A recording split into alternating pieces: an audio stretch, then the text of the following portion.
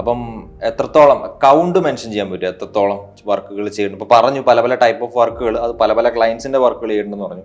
അപ്പോൾ എത്രത്തോളം കൗണ്ട്സ് വന്നിട്ടുണ്ടാവും? ഇപ്പം ഒരു കൈൻഡ് ഓഫ് എത്രമാത്രം പോസ്റ്റേഴ്സ്, എത്ര മോഷൻ ഗ്രാഫിക്സ്, എത്ര വീഡിയോസ്, അതൊന്ന് മെൻഷൻ ചെയ്യാം. വീഡിയോസ് അധികം വർക്ക് ചെയ്തിട്ടില്ല. പിന്നെ വന്ന ടൈമിൽ പോസ്റ്റേഴ്സൊക്കെ ഒന്നോ രണ്ടെണ്ണമൊക്കെ ചെയ്തിരുന്നുള്ളൂ. അത് അന്ന് ഞാൻ പ്രീമിയം എടുത്തിരുന്നില്ല. ഫോട്ടോഷോപ്പ് പ്രീമിയം എടുത്തതിന് ശേഷം ഭയങ്കര ഫാസ്റ്റായി. ഇപ്പോൾ ഒറ്റയടിക്ക് ഒരു ദിവസം ഒരു 10 പോസ്റ്റർ 8 പോസ്റ്ററൊക്കെ ചെയ്ത് തുടങ്ങി. ഒരു ദിവസം?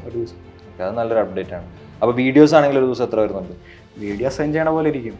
നമുക്കിപ്പോൾ ഒരു എന്നാലും ഒരു 1-2 വീഡിയോ ഒക്കെ 1-2 വീഡിയോ വരുന്നുണ്ട്. അതായത് റഫ് കട്ടും എഡിറ്റും എല്ലാം ചെയ്ത് ഔട്ട് ഇറക്കുന്നത് 2 വീഡിയോ വെച്ചു അല്ലേ? Okay fine. അപ്പം ഫസീബിനി ഫ്യൂച്ചറിൽ ഒരു ഫ്രണ്ടിന് പോർട്ട്ഫോളിയോ ഇപ്പോൾ സജസ്റ്റ് ചെയ്യുമോ?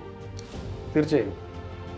ഇവിടെ ഒന്നും അറിയാണ്ട് ഇങ്ങോട്ട് വരാൻ പറ്റില്ല എന്നാണ് എൻ്റെ ഒരു അഭിപ്രായം. കാരണം എന്തെങ്കിലും ഒരു ബേസിക് അറിഞ്ഞിരിക്കണം. അങ്ങനെയാണെങ്കിൽ ഫസീബിൻ്റെ ഒരു ഇതിൽ പോർട്ട്ഫോളിയോ ഹബ്ബ് ചൂസ് ചെയ്യുന്ന സ്റ്റുഡൻറ്റ് എന്തായിരിക്കണം, അല്ലെങ്കിൽ ആ സ്റ്റുഡൻറ്റ് എന്തായിരിക്കും ക്വാളിറ്റി ഉണ്ടാവേണ്ടത് പോർട്ട്ഫോളിയോ ഹബ്ബിലേക്ക് വരണമെങ്കിൽ?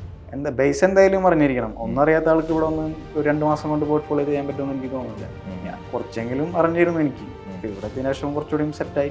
അങ്ങനെയാണ് 2 മാസം കൊണ്ട് തീർക്കാൻ എനിക്ക് പറ്റിയത്.